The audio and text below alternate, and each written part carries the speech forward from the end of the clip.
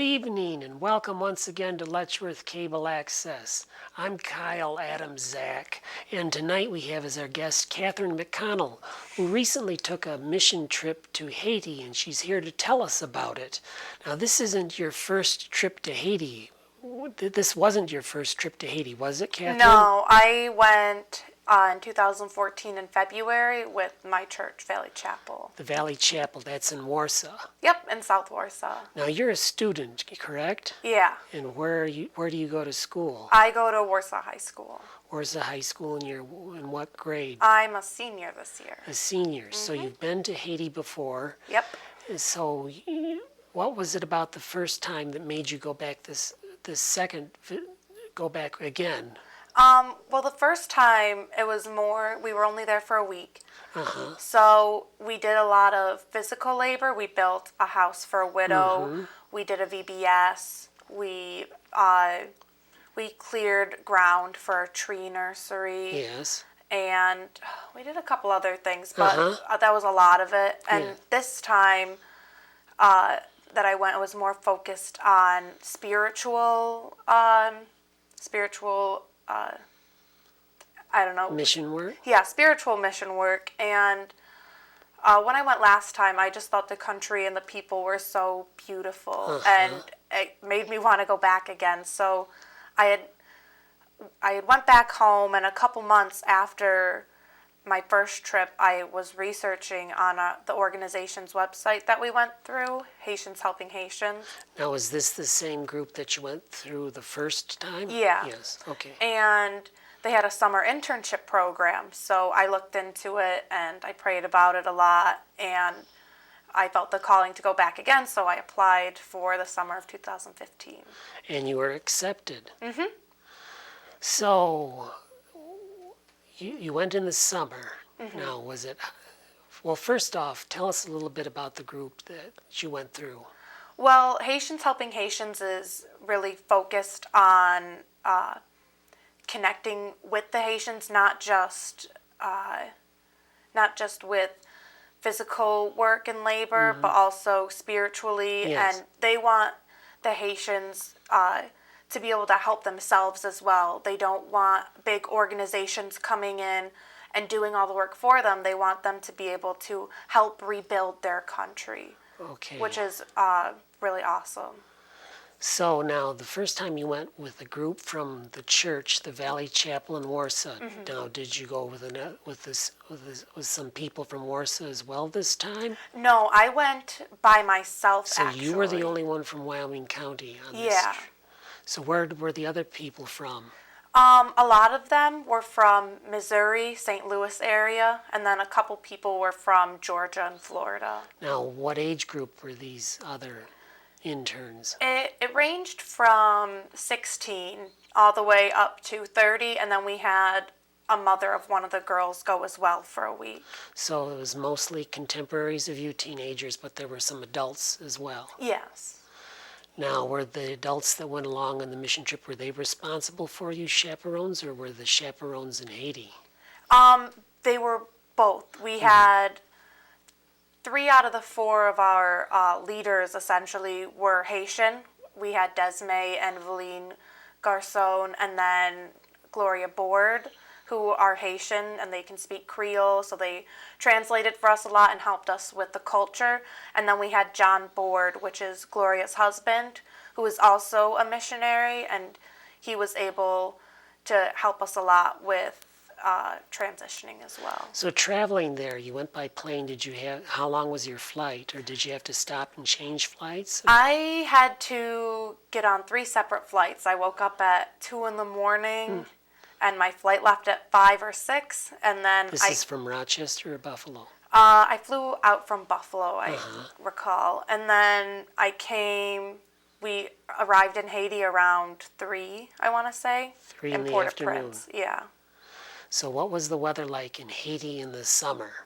Well, the first day we got there, it was pouring rain, which was a surprise because it didn't rain a lot in February. When you were there the last time? Yeah, so I was quite surprised at how much rain there was because all I remember was like a little sprinkle. Mm-hmm. But it was very hot. even though it was raining. It was super Hotter hot. than it ever gets around here in Wyoming County? Oh yeah, it was probably 95 to 100 degrees depending on the day. And very humid? It's more of a drier climate, but because it rained a lot, there was a little bit of humidity. Yeah. So you got there the first day and you were greeted by your Haitian chaperones. Mm-hmm. So what'd you do on the first day? On the first, well, we got there at like 5 o'clock at night, so we mostly just got around and visited and got to know one of each So other. you got to your lodging at 5 at night. Yeah. Where did they put you up? We stayed in Maui in the guest house. Maui was the name of the town? Yeah, that's the city that we stayed in. How big a town is Maui? It's one of the bigger cities of Haiti, but we didn't stay necessarily in like downtown in the city. We stayed more off to the side. So you stayed at a guest house. This is a guest house run by the missionary organization, or? Yeah, it's run by Desme. He lives there as well as hosts families there. So And what were the accommodations like? it was one story. They had a girls' common room and then a boys' common room, and each room had their own bathroom, which was really nice. Mm-hmm. And they all had bunk beds. It was a really beautiful house to stay in compared to what we could have had. Yeah. Now, did you do your own cooking, or? No, we had, they hire Haitians to help around, and that's how they kind of put money back into the community. So we had Haitian cooks, and they cooked us phenomenal food. We had rice and beans. They made us breakfast and lunch essentially every day. And one day they even made us pizza, which was really, really delicious. What was this delicious? Was Haitian pizza different from what you get at DeSalvo's or Daryl's? Yes, because they made it all from scratch. Yeah. So it tasted really good, and there wasn't as much grease, which was kind of nice. But the fact that it was homemade and that they took what we liked into consideration was really thoughtful. Now, I want to drill down on this pizza. So it was crust and then what, tomato sauce? And Yeah, it was regular cheese and pepperoni pizza. cheese and pepperoni. So what, you like the rice and beans that they cooked you? Anything else native that you might not have had around from here at home?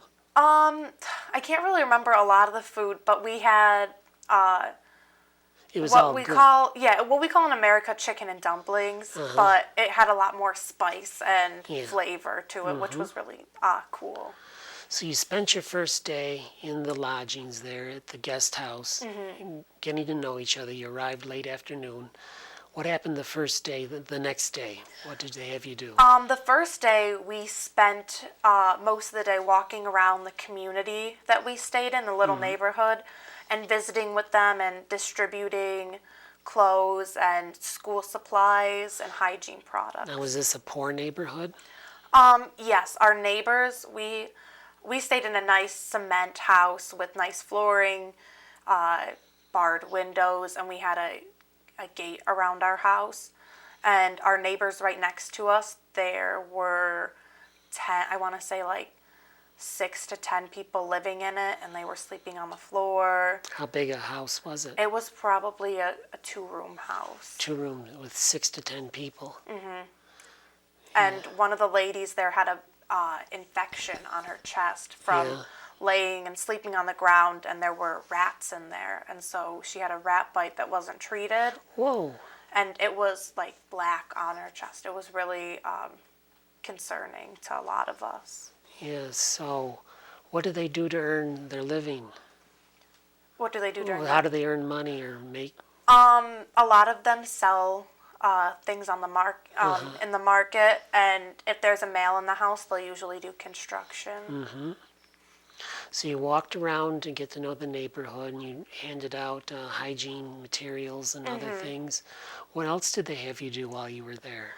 Well, the next day we did the same thing. We went around to the same people, but instead of handing out things and distributing, we worshiped and we prayed with them.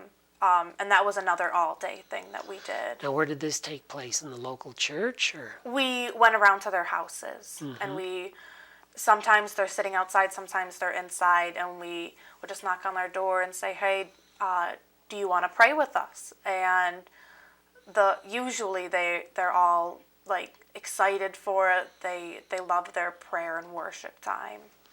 Now, you were a group of young people, missionaries there, and you were there for how long? I was there for 10 days, but a lot of them were there for 3 weeks. 3 weeks. Now, the group comes in for 3 weeks, say, and then they go home. Does another group come in after them, or? No, not that I know of. A lot of churches will go in during the summer, but there were no other interns that were going to be going in. Yeah. So, tell me a little bit more about what the object or the goal of this internship was for you.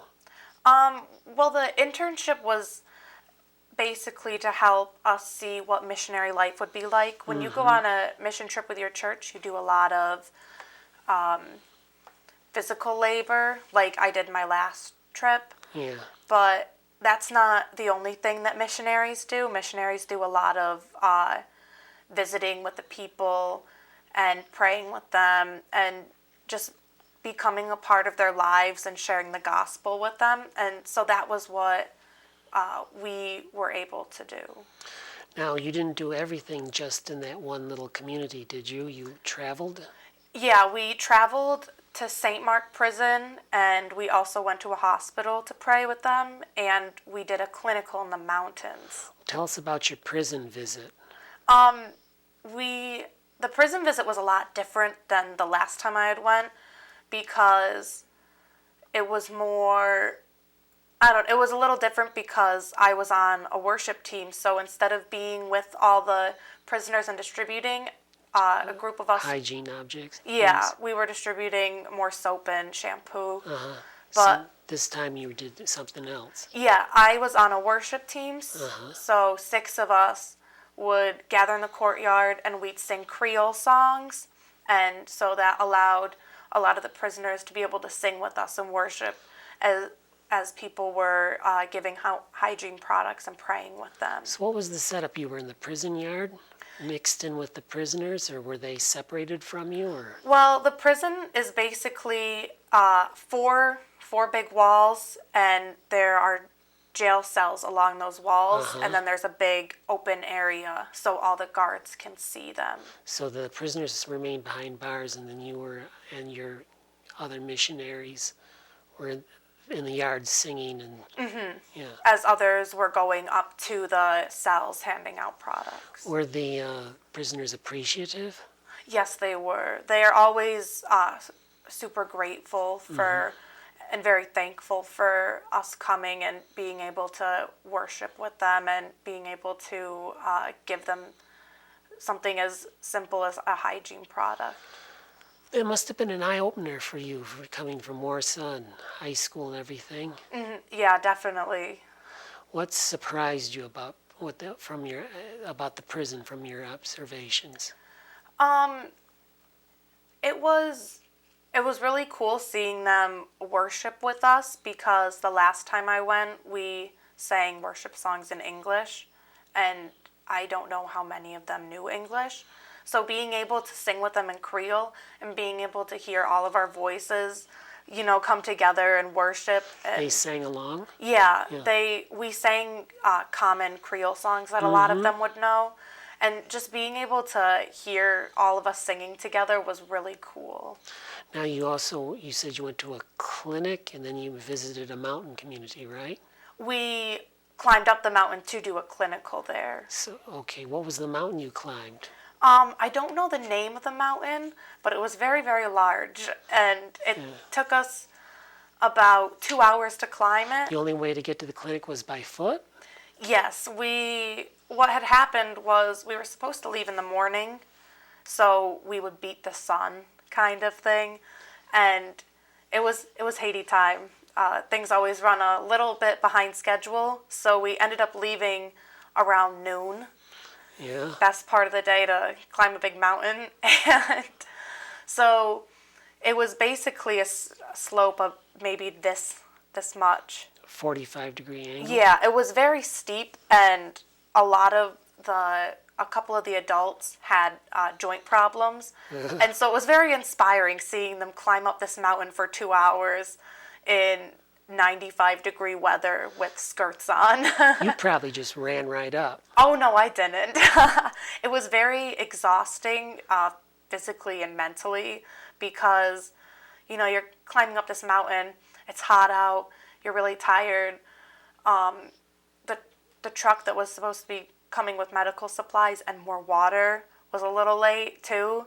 So you had just the amount of water you had in your bottle, and you felt kind of defeated at some points during the mountain climb because you just thought it would never end. So now you carried up water and medical supplies to the Yeah, clinic? we carried a couple products with us, but we had big suitcases full of stuff, so we had a truck that was going to come up behind us. So you got to the top of the mountain to the clinic. Now this clinic, what did it serve? Were there a community that lived on the mountain? Yeah, there was a small village there, and so we set up a card table and 2 chairs essentially, and we had women and children first, men were last, and we had them get into a line, and then Desme or Gloria would translate for the 2 student nurses that were there, and they treated the Haitians. So what were they doing? Giving them flu shots or what? No, to be honest, it was very simple treatments. They had a lot of fungal infections or like stomach or back aches. Yeah. And so basically what we would give them is a couple swabs of antibiotic ointment on Q-tips or a couple ibuprofens. And we'd give them a little advice of how to be able to use those and help them. And seeing that really opened my eyes to how simple it is to get drugs here in America. Like you can go to the store and buy antibiotic ointment for $3, but they don't have that kind of access. But here it's not available at all. Yeah. So what was this community like? Describe it. It was What you saw, at least. It was very pretty. It was in the forest a little bit. They had a fresh spring that was really cool. They did a lot of agricultural things, it looked like. Yeah. We didn't get to stay that long because it was already 2 in the afternoon, and we didn't want to climb down the mountain when it was dark out. Yeah. So we stayed for about an hour or 2 before we had to start climbing back down. Now you have a picture of hydration packets that you handed out, right? Yeah, What are in these packets? And the ones that the World Health Organization gives out, the main ingredients they have in the hydration packets are salt, sugar, and potassium. And you can, there are packs of them for $15. And instead of doing that, we bought salt and sugar. So we basically had 2 of the main ingredients, and we just left out the potassium. So you made your own hydration packets for the natives, for the Haitians. Yeah, we at the And they clinical lack we would hand access them to out. such simple items, huh? Yeah, a lot of them are kind of they're not poor. very hydrated. They don't get a lot of nutrients from some of their staples that they eat. Did you get a chance to meet any of the Haitian youth? Yes, we did. We were able to go to a youth group, and we also hosted a youth camp for a couple days. What was that? What happened at that? We basically had different stations, and one of them was a choir. So we taught them a song, and they would perform it on Sunday for their Was this a church. Haitian song or? We translated a simple English song What to was it? Creole. It was called "You Are the Lord," and it was a verse and a chorus, and it's very repetitive, but it was very impactful the way they sang it. So you or you as a group translated it from English to Creole. Yeah, along with the help of a couple of our Haitian friends, we did. So that you did that, and what else? We did a little bit of a health class. We taught them about abstinence and keeping their bodies clean and different foods that they should eat. And we also taught a little bit of an English class. We did basic English with them. And so we would tell them, "Hi, my name is Kathryn." And then they would repeat it back with their name. So they would be able to learn a little English. Now, did the Haitians ask you questions about America? Not really. It was, I don't know. We didn't do a lot of Socializing? yeah, we didn't do a lot of conversing about America. We focused more on them and their lives. Now, what do the youth do for fun? They do a lot of soccer. Play a lot of soccer? Yeah, after we did our praise and worship the first couple days, we blew up a couple soccer balls and threw them out, and so a lot of the kids would be able to play. Were they good? Some of those kids can really kick a ball. It was really fun to watch. I tried playing with them for about 5 seconds before I realized that I could not be able to compete with them. So I just watched on the sidelines with a couple of the younger kids, and it was really fun to watch. If you're just tuning in with us, our guest is Kathryn MacConnell from Warsaw, who's telling us about her latest mission trip to Haiti. We're just about out of time. I'd like to close with asking you, what was the most memorable aspect of this trip for you?